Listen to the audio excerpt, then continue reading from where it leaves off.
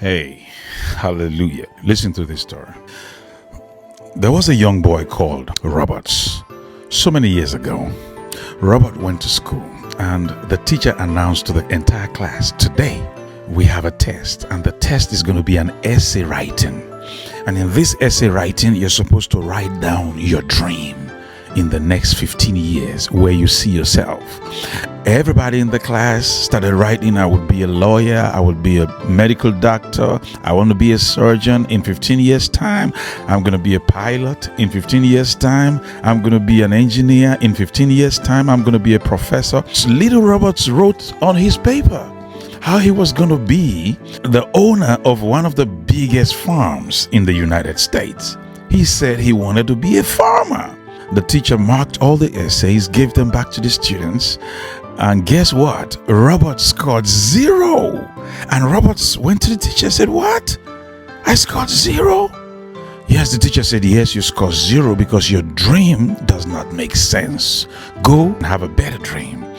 He went home sad and went to his father and said, "Dad, look at, we wrote an essay today. It's a test and I scored 0. But Dad, look at what I wrote. What do you think?" The dad read through and said, "Well, what you wrote looks good." He said, "But my teacher scored me 0. What do I do now?"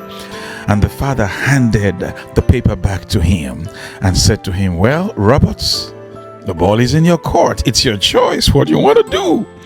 So Roberts took the paper, went back to school the next day and went to the teacher and said, "Sir, you can keep your 0. I will keep my dream." My God, you can keep your 0. I will keep my dream.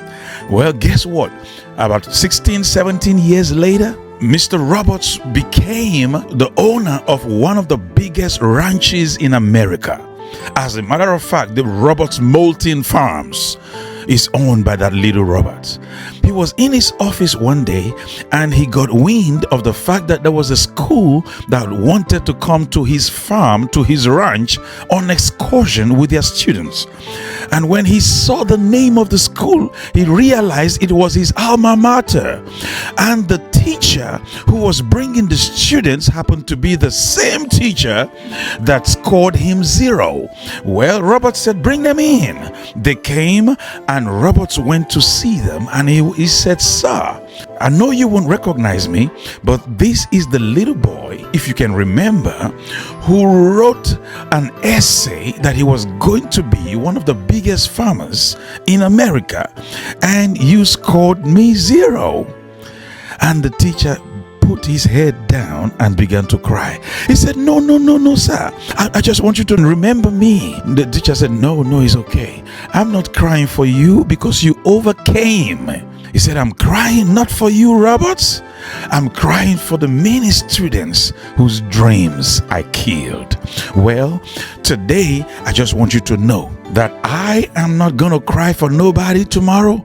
So I'm telling you right now, if you can dream it, you can have it.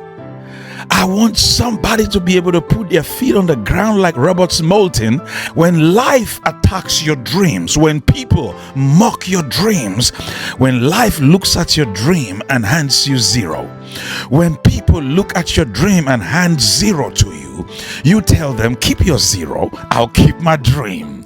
I'll keep my dream." They laughed at Noah, but he built the ark. They laughed at Joseph, but he became the prime minister of the greatest nation on the face of the earth. If nobody has mocked your dream, then your dream is too small. I just came to tell you today, you are not broke because of the things you don't have. You are broke because of what has not crossed your mind. If you can have it in your head, you can have it in your hand. It's only a matter of time. Dream on, brother. Dream on, sister. Dream on. Tell the world and the naysayers and everybody who say you cannot do it, you cannot make it, regardless of your immediate circumstances, tell them, "Keep your 0. I'll keep my dream." See you in the next edition. Please remember to subscribe to my channel. Otherwise, you may not hear from me again. I am Dr. C.M. Dilomai, and I approve this message. God bless you.